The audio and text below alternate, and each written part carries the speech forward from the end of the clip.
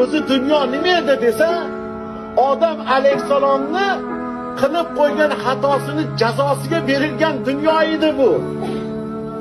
Alloh azza va jal hech narsaga kerak bo'lmagan jannatdan dunyoga chiqarib qo'ydi.